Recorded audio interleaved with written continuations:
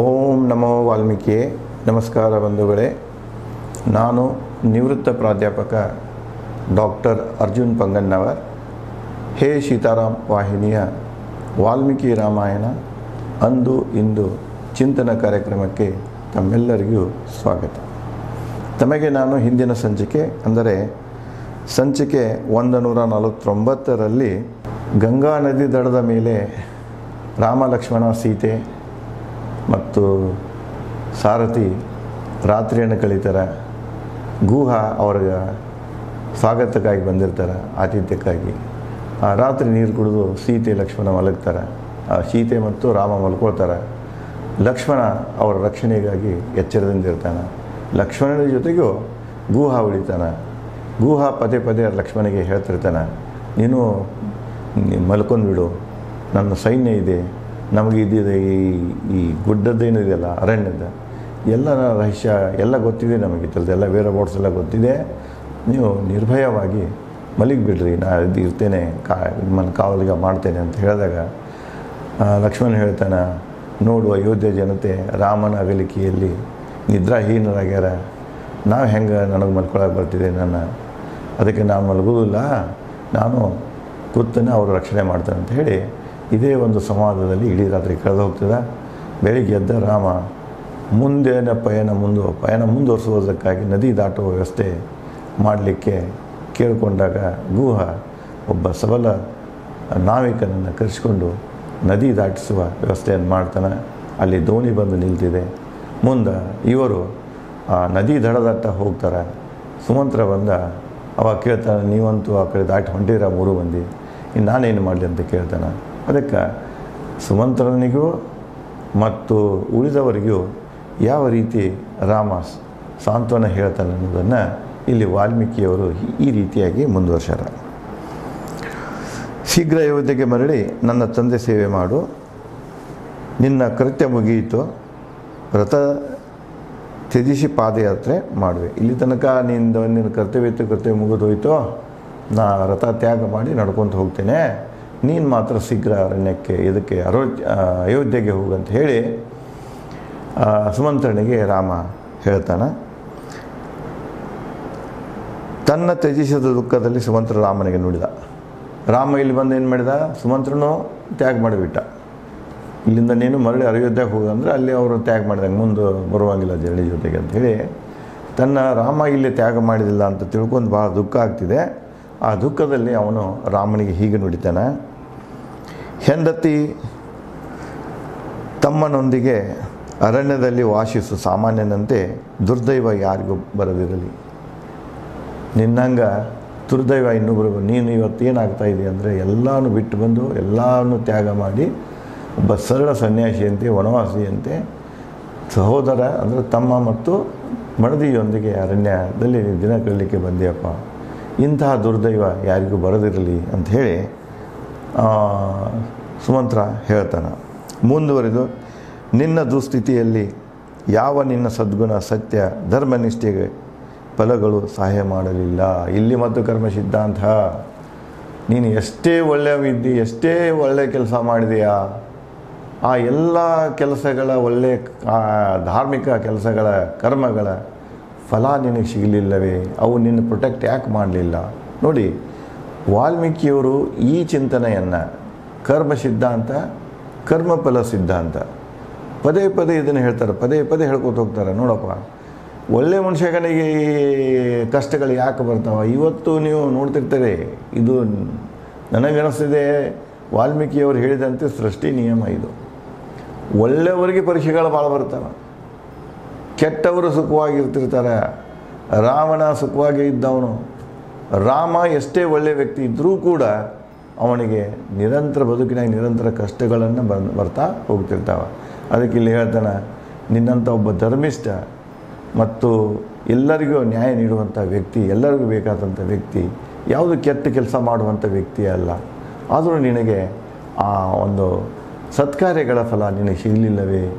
ನೋಡಿ, ಸ್ಟೇಟ್ಮೆಂಟ್ ಆಗಿದೆ ಇಲ್ಲಿ, ಭಗವದ್ಗೀತಾದು ನಿಮಗೆ ರೆಫರ್ ಮಾಡ್ತೇನೆ. ಕೃಷ್ಣ ಅಲ್ಲಿ ಕರ್ಮ ಸಿದ್ಧಾಂತದಾಗ ಹೇಳ್ತಾನೆ, ಅವನ ಕರ್ಮಫಲದ ತತ್ವದಲ್ಲಿ ಹೇಳ್ತಾನೆ, ನೀ ಏನು ಕೆಲಸ ಮಾಡ್ತೀಯ ಅದು ಕರ್ಮ ನೀನು ಸಿಗ್ತಿದೆ. ಒಳ್ಳೆಯದು ಮಾಡಿದರೆ ಒಳ್ಳೆಯದು ಸಿಗ್ತಿದೆ, ಕೆಟ್ಟ ಮಾಡಿದರೆ ಕೆಟ್ಟ ಸಿಗ್ತಿದೆ. ಇಲ್ಲಿ ವಾಲ್ಮೀಕಿ ಹಾಗೆ ಹೇಳೋದಿಲ್ಲ. ವಾಲ್ಮೀಕಿಯವರು ಏನು ಹೇಳ್ತಾರೆ, ನೀನು ಎಷ್ಟೋ ಏನೋ ಕೆಲಸ ಮಾಡಿದ್ರು ಸಹಿತ ಅದರ ಫಲ ಇಲ್ಲಿ ಸಿಗ್ತೈತೆ ಅಂತ ಹೇಳಕ್ಕೆ ಬರೋದಿಲ್ಲ. ನೀನು ಎಷ್ಟೇ ಒಳ್ಳೆಯ ಕೆಲಸ ಮಾಡಿದ್ರು ಕೂಡ ನೀನು ಕಷ್ಟಗಳನ್ನು ಅನುಭವಿಸಬೇಕಾಗ್ತಿದೆ. ಅಂದರೆ ಇಲ್ಲೇ ನಿನ್ನ ಕರ್ಮಕ್ಕೂ ನಿನಗೆ ಲಭಿಸುವಂಥ ಫಲದ ನಡುವೆ ಸಂಬಂಧ ಇಲ್ಲ ಅಂತಲೇ ಹೇಳ್ತಾರೆ ಇಲ್ಲಿ. ಭಗವದ್ಗೀತಾದಾಗ ಅಲ್ಲೇನು ಹೇಳ್ತಿದ್ದೆ ಅಂದರೆ ಸಂಬಂಧ ಇದೆ ಅಂತ ಹೇಳ್ತಿದ್ದೆ. ನೀನು ಏನು ಮಾಡ್ತೀಯ ಪ್ರಾರಬ್ಧ, ನೀನು ಏನು ಮಾಡ್ತೀಯ ಅದರಂತೆ ನೀನು, ಅಲ್ಲಿ ಒಂದು ಸ್ಟೇಟ್ಮೆಂಟ್ ಹೇಳ್ತಾರೆ ನೋಡಿ, as you sow so you reap. ನೀ ಯಾವುದು ಬೀಜವನ್ನು ಬಿತ್ತೀಯ ಅದೇ ಮರವನ್ನು ಬಿಡ್ತೀಯ.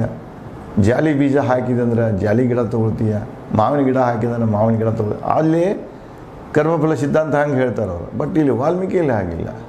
ನೀನು ಎಷ್ಟೇ ಸತ್ಕಾರ್ಯ ಮಾಡಿದರೂ ಕೂಡ ಆ ಸತ್ಕಾರ್ಯದಿಂದ ನಿನಗೆ ಒಳ್ಳೆಯದು ಆಗ್ತಿದೆ ಅನ್ನೋದು ತಪ್ಪು. ಸತ್ಕಾರ್ಯ ನೀ ಎಷ್ಟೇ ಮಾಡಿದ್ರು ಸಹಿತ ಅದಿನ್ನ ಕಷ್ಟಗಳು ಬರ್ತಾವೆ. ಇದಕ್ಕೆಲ್ಲ ಏನು ಕಾರಣ ಅಂದ್ರೆ ಅದಕ್ಕೆ ಹೇಳ್ತಾನೆ ದೈವದಾಟ. ಅಲ್ಲೇ ನಿಮಗೆ ಒಂದು ನೆನಪಿಸಿ ಕೊಡ್ತೇನೆ ನಾನು. ಲಕ್ಷ್ಮಣ ಈ ಕೈ ಮೇಲೆ ಕೋಪಗೊಂಡಾಗ ರಾಮ ಹೇಳ್ತಾನೆ, ನೋಡು ನಾನು ಈ ಕ್ಷಣದಲ್ಲಿ ಪಟ್ಟಕ್ಕಿರೋ ಕ್ಷಣದಲ್ಲಿ ಅರಣ್ಯಕ್ಕೆ ಹೋಗುವುದು, ಇದೇ ಕ್ಷಣದಲ್ಲಿ ನನ್ನ ತಾಯಿ ಕೈ ಈ ವರವನ್ನು ಕೇಳೋದು, ಇವೆಲ್ಲ ದೈವದಾಟ. ದೈವ ಆಕೆಯನ್ನು ಆಡಿಸ್ತಾ ಇದೆ, ನನ್ನೂ ಆಡಿಸ್ತಾ ಇದೆ. ನಾವೆಲ್ಲ ಅಸಹಾಯಕರು. ಅದಕ್ಕಿಲ್ಲಿ ಮನುಷ್ಯನ ಬದುಕಿನಲ್ಲಿ ದೈವವೇ ಮುಖ್ಯ. ದೈವ ಅಂದರೆ ಅನಿರೀಕ್ಷಿತ ಫಲ. ಅದು ನಿಸರ್ಗದಾಗ ಎಲ್ಲ ಬದಲಾವಣೆ ಆಗ್ತದೆ, ಅದು ನಿಯತಿ ಅಂತ ಹೇಳಿದೆ ತಮಗೆ ಹೇಳಿದೆ ಈಗಾಗಲೇ. ಅದು ಆ ಒಂದು ಪ್ರೊಸೆಸ್ನಲ್ಲಿ ಏನು ಫಲಿತಾಂಶ ಬರ್ತಿದೆ ಅದು ಅನಿರೀಕ್ಷಿತ. ಒಳ್ಳೇದು ಬಂತಂದ್ರೆ ಒಳ್ಳೆಯ ಫಲ, ಕೆಟ್ಟ ಬಂತಂದರೆ ಕೆಟ್ಟ ಫಲ ಆಗ್ತಿದೆ. ಅದಕ್ಕಿಲ್ಲಿ ನಿಮ್ಮ ಮಾಡುವಂಥ ಕೆಲಸಗಳಿಗೂ ಮತ್ತು ಬರುವಂಥ ಫಲ ಏನಿದೆಯಲ್ಲ ಅದು ನಡೋ ಸಂಬಂಧ ಇಲ್ಲ. ಅದು ಎಲ್ಲನೂ ಆಟ ಆಡಿಸೋದು ದೈವ ಅನ್ನುವಂಥ ಮೂಲ ವಿಚಾರವನ್ನು ವಾಲ್ಮೀಕಿಯವರು ಯೋಗ ವಾಸಿಷ್ಠದಲ್ಲಿಯೂ ಹೇಳ್ಯಾರ, ರಾಮಾಯಣದಲ್ಲಿಯೂ ಅಲ್ಲಲ್ಲೇ ಇದರ ಬಗ್ಗೆ ಟಿಪ್ಪಣಿ ಹೇಳುತ್ತಾ ನೆನಪಿಸಿಕೊಡುತ್ತಾ ಹೊರಟಿರ್ತಾರೆ. ಮುಂದುವರೆದು ಕೈ ದುರಾರ್ಥದಲ್ಲಿ ನಾವು ಭಾಗಿಯಾಗಬೇಕೆ, ಎಂಥ ಹಾಳು ನಿರಾಶೆಯ ಸ್ಥಿತಿ ಇದು ನಮಗೆ. ಸುಮಂತ್ರ ರಾಮನಿಗೆ ಹೇಳ್ತಾನೆ, ಮರಳಿ ಹೋಗಿ ಕೈ ದುರಾಡಳಿತದ ನಾ ಭಾಗಿಯಾಗಲ, ಆ ಒಂದು ಪಾಪದ ಕೆಲಸಗಳನ್ನು ಮಾಡಲ, ನಾನೇ ಯಾಕೆ ಭಾಗಿಯಾಗಬೇಕು ಅಂತ ರಾಮನ ಕೇಳ್ತಾನವ. ದುಃಖದಲ್ಲಿ ಅರ್ಹುತ ಸುಮಂತ್ರ ರಾಮನಿಂದ ದೂರ ಸರದೆ ನಿಂತ. ಇಷ್ಟು ಹೇಳ್ಕೊತಾನೆ ಒಂದೆರಡು ಹೆಜ್ಜೆ ಹಿಂದೆ ಸರದ ಸುಮಂತ್ರ ನಿಂತ. ರಾಮನಿಂದ ದೂರ ಸರಿದು ನಿಂತ. ಸುಮಂತ್ರನಿಗೆ ರಾಮ ಪದೇ ಅರಿವಿದರು. ರಾಮ ಮತ್ತು ಸುಮಂತ್ರ ಹೇಳಿ ದುಃಖವನ್ನು ವ್ಯಕ್ತಪಡಿಸುವ ಕಾಲಕ್ಕೆ ಮತ್ತು ರಾಮ ಸುಮಂತ್ರನಿಗೆ ಏನು ಹೇಳ್ತಾನಂದರೆ, ನಿನ್ನಂತಹ ಸ್ನೇಹಿತ ರಾಜನ ದುಃಖವನ್ನು ಮರೆಸುವನು. ನೀನು ನನ್ನ ತಂದೆಯ ಒಳ್ಳೆಯ ಸ್ನೇಹಿತ. ಇಲ್ಲಿ ಒಂದು ಮೆಸೇಜ್ ಕೊಡ್ತಾರೆ ಅವರು. ಏನಪ್ಪ ಅಂದರೆ, ವ್ಯಕ್ತಿ ಒಬ್ಬ ಉತ್ತಮ ಸ್ನೇಹಿತನನ್ನು ಹೊಂದಿರಬೇಕು. ತಂದೆ ತಾಯಿ ಇದ್ದಾಗ ಮಡದಿ ಮಕ್ಕಳು ಇಲ್ದಾಗ ಇವರು ಎಲ್ಲರಿಗಿಂತನೂ ದುಃಖ ಸುಖಗಳನ್ನು ಹಂಚಿಕೊಳ್ಳಲಿಕ್ಕೆ, ಸಲಹೆಗಳನ್ನು ಪಡೆಯಲಿಕ್ಕೆ, ಮಾರ್ಗದರ್ಶನವನ್ನು ಪಡೆಯಲಿಕ್ಕೆ ಪ್ರತಿಯೊಬ್ಬ ವ್ಯಕ್ತಿಗೆ ಒಬ್ಬ ಉತ್ತಮ ಸ್ನೇಹಿತ ಇರಬೇಕು. ಗುಡ್ ಫ್ರೆಂಡ್ ಇರಬೇಕು. ಈ ಸ್ವಾರ್ಥಿಗಳಲ್ಲ. ಇನ್ನು ಕೆಲವೊಂದು ಜನ ಇರ್ತಾರೆ ಸ್ವಾರ್ಥಿಗಳು. ನೀವೇನಾದರೂ ಸಂಜೆ ಆದಕ್ಕೂ ಸೆರೆ ಕೊಡಿಸುವಂಥದ್ದು ನಿಮ್ಮಲ್ಲಿ ಅಭ್ಯಾಸ ಇತ್ತಂದ್ರೆ ನಿಮ್ಮ ಸುತ್ತಂತೂ ಭಾಳ ಜನ ಸ್ನೇಹಿತರಾಗ್ತಾರೆ. ಯಾಕಂದರೆ ನಿಮ್ಮಿಂದ ಅವ್ರಿಗೆ ಸಿಗ್ತಿರ್ತದೆ. ಅಥವಾ ಮುಂದೆ ಏನಾದರೂ ಕೆಲಸ ಆಗೋದಿತ್ತಂದ್ರೆ ಅಂಥ ಸ್ನೇಹಿತರು ಭಾಳ, ಅವಕಾಶವಾದಿ ಸ್ನೇಹಿತರು ಭಾಳ. ಬಟ್ ಇಲ್ಲಿ ಜೀವನ ಉದ್ದಕ್ಕೂ ದುಃಖದಲ್ಲಿ ದುಃಖ, ಸುಖದಲ್ಲಿ ಸುಖ ಶೇರ್ ಮಾಡಿಕೊಳ್ಳುವಂಥ ಸ್ನೇಹಿತ, ಉತ್ತಮ ಸ್ನೇಹಿತ ಇರ್ತಾನೆ.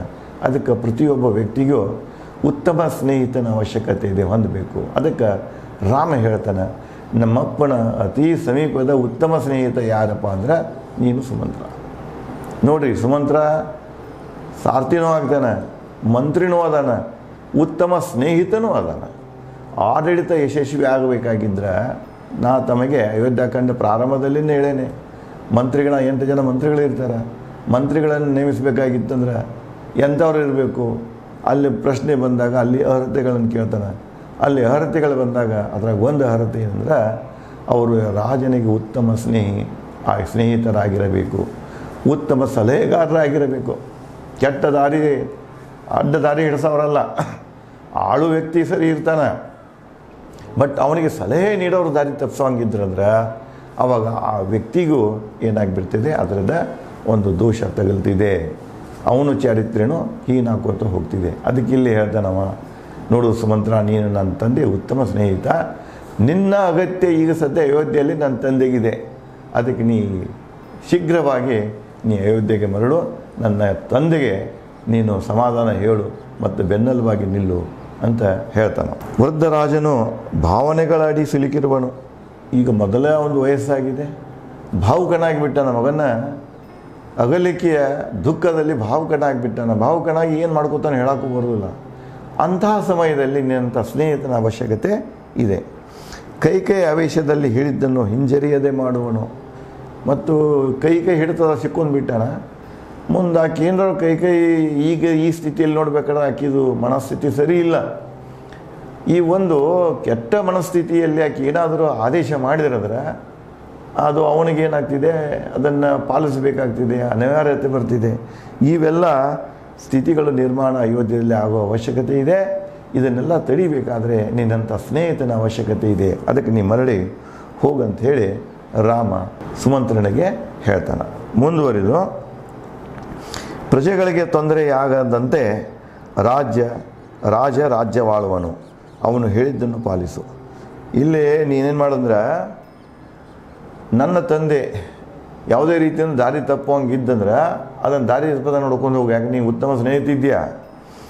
ನೀನೇನಾಗಬೇಕಂದ್ರೆ, ನನ್ನ ತಂದೆ ಇಲ್ಲಿ ತನಕನೂ ಉತ್ತಮ ರಾಜನಾಗಿ ಬಂದನ, ಇನ್ನು ಮುಂದಾರನು ಕೂಡ ಉತ್ತಮ ರಾಜನಾಗಿ ರಾಜ ಆಳಬೇಕು. ದುಃಖದಲ್ಲಿ ಇನ್ನೊಬ್ಬರ ಹಿಡಿತದಲ್ಲಿ ಬಂದಪ್ಪ ಅಂದ್ರೆ ದುಃಖ ಏನು ಮಾಡ್ತಾ ಮತಿಭ್ರಷ್ಟ ಮಾಡ್ತಿದೆ. ದುಃಖ ನಮ್ಮ ಬುದ್ಧಿ ನಷ್ಟ ಮಾಡ್ತಿದೆ, ನಮ್ಮ ತಾಳ್ಮೆ ನಷ್ಟ ಮಾಡ್ತಿದೆ. ದುಃಖದನ್ನು ಸಿಟ್ಟಿನಷ್ಟೇ ಅಪಾಯಕಾರಿ. ಅದು ದುಃಖದಲ್ಲಿ ಏನು ಡಿಸಿಷನ್ ತೊಗೊಳ್ತಾನೆ ಮನುಷ್ಯ ಹೇಳಕ್ಕೆ ಬರೋಲ್ಲ. ಕೋಪದಲ್ಲಿ ಯಾವ ರೀತಿಯಾಗಿ ಡಿಸಿಷನ್ ತೊಗೊಳ್ತಿರ್ತಾನೆ, ಅಂದರೆ ಒಳ್ಳೆ ಡಿಸಿಷನ್ಗಳನ್ನು ತೊಗೊಳ್ಳೋದಿಲ್ಲ. ಅದೇ ರೀತಿಯಾಗಿ ತಪ್ಪು ಡಿಸಿಷನ್ಗಳನ್ನು ತೊಗೊಳ್ಳೋದು, ದುಃಖದಲ್ಲಿ ತಪ್ಪು ಡಿಸಿಷನ್ ತೊಗೊಳ್ಳುವಂತಹ ಅಲ್ಲಿ ಸಾಧ್ಯತೆ ಇರ್ತಿದೆ. ನಿಮಗೆ ಗೊತ್ತಿದೆ, ಸಾಮಾನ್ಯವಾಗಿ ಹೆಣ್ಣು ಮಕ್ಕಳಲ್ಲಿ ಬಹಳ ದುಃಖಿತರಾದರು, ಖಿನ್ನತೆಗೆ ಒಳಗಾದ್ರೆ ಸ್ಯೂಸೈಡ್ ಮಾಡ್ಕೊಳಕ್ಕೆ ನಿಲ್ತಾರೆ. ಸ್ಯೂಸೈಡ್ ನೀವು ರೇಟ್ ನೋಡಿದರೆ, ಆತ್ಮಹತ್ಯೆ ಮಾಡ್ಕೊಂಡವ್ರ ರೇಟ್ ನೋಡಿದರೆ ಮಹಿಳೆಯರ ರೇಟ್ ಹೆಚ್ಚಿದೆ. ಅದಕ್ಕೆ ಕಾರಣ ಅಂದರೆ ಅವ್ರು ಖಿನ್ನತೆಗೆ ಒಳಗಾದದ್ದು. ಬಹಳ ದುಃಖಿತ ಆಗಿಬಿಟ್ರಂದ್ರೆ ಸಡನ್ ಒಂದು ನಿರ್ಧಾರಕ್ಕೆ ಬಂದುಬಿಡ್ತಾರೆ, ನಾನು ಈ ಬದುಕನ್ನು ತ್ಯಾಗ ಮಾಡಿ ಹೋಗಬೇಕು, ಸಾವು ಒಂದೇ ನನಗೆ ಕೊನೆಯ ಆಶ್ರಯ ಅನ್ನುವಂಥದ್ದು ಮನಸ್ಥಿತಿ ಆಗ್ತದೆ. ಅದು ಆಗಬಾರ್ದು. ಅದು ಅದಕ್ಕೆ ಅವನು ಹೇಳ್ತಾನೆ, ತಂದೆ ದುಃಖ ಖಿನ್ನತೆಯಲ್ಲಿದ್ದಾನೆ, ಆ ಒಂದು ಸ್ಥಿತಿಯಲ್ಲಿ ಏನಾದರೂ ತಪ್ಪು ನಿರ್ಧಾರಗಳನ್ನು ತಗೊಳ್ಳೋ ಸಾಧ್ಯತೆಗಳಿವೆ. ಅದಕ್ಕೆ ನೀವು ಬೇಗ ಹೋಗಿ ನನ್ನ ತಂದೆಗೆ ಸಹಾಯ ಮಾಡು ಅಂತ ಹೇಳ್ತಾನೆ. ನಾನು ಲಕ್ಷ್ಮಣ ಸೀತೆ ವನವಾಸದ ದುಃಖ ಹೊಂದಿಲ್ಲ. ರಾಜನಿಗೆ ಹೇಳು, ನಮನಗಳನ್ನು ತಿಳಿಸು ನಮ್ಮ ಪರವಾಗಿ. ನಮ್ಮ ಅಪ್ಪಗೆ ಹೇಳಲ್ಲ ನೀನು, ನಮ್ಮ ವಿದಾಯಗಳನ್ನು, ನಮ್ಮ ಕೊನೆ ನಮಸ್ಕಾರಗಳನ್ನು ಹೇಳೋ ಅವರಿಗೆ. ಆದರೆ ನಾವು ವನವಾಸಕ್ಕೆ ಬರಾಕತ್ತೀವಿ ಅಂತೇಳಿ ನಮಗೇನು ದುಃಖ ಆಗಿಲ್ಲ, ನಾವು ಕಷ್ಟ ಆಗ್ತಿದೆ ಅನ್ನೋಂಗಿಲ್ಲ. ನಮ್ಮಲ್ಲಿ ಒಂದು ಧೈರ್ಯ ಇದೆ. ನಾವು ಈ 14 ವರ್ಷವನ್ನು ಅನುಭವಿಸಿ ಅರಣ್ಯದಲ್ಲಿ ಬಂದಂಥ ಕಷ್ಟಗಳನ್ನು ಎದುರಿಸಿ ಪುನಃ ನಾವು ಅಯೋಧ್ಯೆಗೆ ಬರ್ತೀವಿ ಅನ್ನುವಂಥ ಒಂದು ವಿಶ್ವಾಸ, ಆತ್ಮವಿಶ್ವಾಸ ನಮ್ಮಲ್ಲಿದೆ. ಅವರಿಗೆ ಹೇಳಿಬಿಡಿ, ನಾವು 3 ಜನ ಅರಣ್ಯಕ್ಕೆ ಹೊರಡ್ತಾ ಇದ್ದಾಗ ನಾವೇನು ಅರಣ್ಯದ ಬಗ್ಗೆ ದುಃಖಿಸಿಲ್ಲ. ನಾವು ಅಲ್ಲಾರೂ ಕೂಡ ಅಯೋಧ್ಯೆಯಲ್ಲಿ ಹೇಗಿದ್ದೇವೆ ಹಾಗೇ ಇರ್ತೇವೆ, ಮರಳಿ ಅಯೋಧ್ಯೆಗೆ ಬರ್ತೇವೆ. ಅದಕ್ಕೆ ನಮ್ಮ ನಮಸ್ಕಾರಗಳನ್ನು ತಿಳಿಸು ಅಂತ ಹೇಳಿ ರಾಮ ಸುಮಂತ್ರನಿಗೆ ಹೇಳ್ತಾನೆ. ಕೌಶಲ್ಯ, ಸುಮಿತ್ರ, ಎಲ್ಲ ತಾಯಿಯರಿಗೆ, ಸ್ನೇಹಿತ, ಸಂಬಂಧಿ, ಪ್ರಜೆಗಳಿಗೆ ನಮ್ಮ ನಮನಗಳನ್ನು ತಿಳಿಸು ನಮ್ಮ ಪರವಾಗಿ. ನಾವೇನು ಹೇಳ್ತಿರ್ತಿಲ್ಲ ಭಾಷಣದಾಗ ಆನ್ ಬಿಹಾಪ ಬಂದಿರಲ್ಲ, ಹಾಗ ರಾಮ ಹೇಳ್ತಾನೆ, ನಮ್ಮ ಪರವಾಗಿ 3 ಜನರ ಪರವಾಗಿ ನಮ್ಮ ತಾಯಿಂದರಿಗೆ ನಮಸ್ಕಾರಗಳನ್ನು ಹೇಳು, ಅಯೋಧ್ಯ ಜನತೆಗೆ ನಮಸ್ಕಾರಗಳನ್ನು ಹೇಳು, ಅಲ್ಲಿ ಎಲ್ಲ ಸಂಬಂಧಿಗಳಿಗೆ, ಸ್ನೇಹಿತರಿಗೆ, ಎಲ್ಲರಿಗೂ ನಮ್ಮ ಪರವಾಗಿ ನೀನು ಅವರಿಗೆ ನಮ್ಮ ನಮನಗಳನ್ನು ಹೇಳು ಅಂತ ರಾಮ ಸುಮಂತ್ರನಿಗೆ ಹೇಳ್ತಾನೆ. ಮುಂದುವರಿದು, ಭರತನಿಗೆ ರಾಜ್ಯಭಾರ, ತಂದೆ ತಾಯಿಗಳನ್ನು, ಪ್ರಜೆಗಳನ್ನು ಸುರಕ್ಷತೆಯಿಂದ ನೋಡಿಕೊಳ್ಳಲು ರಾಜ್ಯಭಾರ ಸ್ವೀಕರಿಸಲು ತಿಳಿಸುವ ನಮ್ಮ ಪರವಾಗಿ. ಮತ್ತೊಂದು ವಿಷಯ ಹೇಳ್ತಾನೆ, ನೋಡಪ್ಪ, ಹೋಗಿ ಭರತನಿಗೆ ಏನು ಹೇಳೋ, ನಮ್ಮ ಪರವಾಗಿ ಹೇಳೋ, ರಾಜ್ಯವನ್ನು ಸ್ವೀಕಾರ ಮಾಡ್ಕೋ ಮತ್ತು ರಾಜ್ಯಭಾರವನ್ನು ನಿರ್ವಹಿಸ್ಕೊಂಡು ಹೋಗು, ತಂದೆ ತಾಯಿಗಳ ಸೇವೆ ಮಾಡು, ಪ್ರಜೆಗಳ ಸೇವೆ ಮಾಡಿಕೊಂಡು ರಾಜ್ಯಭಾರವನ್ನು ನಡೆಸ್ಕೊಂಡು ಹೋಗಲಿಕ್ಕೆ ನಮ್ಮ ಪರವಾಗಿ ಭರತನಿಗೆ ನೀನು ಹೇಳು, ಅವನಿಗೂ ನಮ್ಮ ನಮನಗಳನ್ನು ತಿಳಿಸಂತ ಹೇಳಿ ರಾಮ ಸುಮಂತ್ರನಿಗೆ ಹೇಳ್ತಾನೆ. ರಾಮನ ಮಾತು ಕೇಳಿ ಸುಮಂತ್ರ ಮತ್ತೆ ಪ್ರಲಾಪಿಸಲಿಕ್ಕೆ ಪ್ರಾರಂಭ ಮಾಡ್ತಾನೆ. ಸುಮಂತ್ರ ಮತ್ತು ರಾಮನಲ್ಲಿ ಏನು ಕೇಳ್ತಾನೆ, ರಾಮ ಅದಕ್ಕೆ ಏನು ಉತ್ತರ ಕೊಡ್ತಾನೆ ಅನ್ನುವಂಥ ವಿಚಾರಗಳನ್ನು ನಾನು ತಮಗೆ ಮುಂದಿನ ಸಂಚಿಕೆಯಲ್ಲಿ ಹಂಚಿಕೊಳ್ಳುತ್ತೇನೆ. ಧನ್ಯವಾದಗಳು.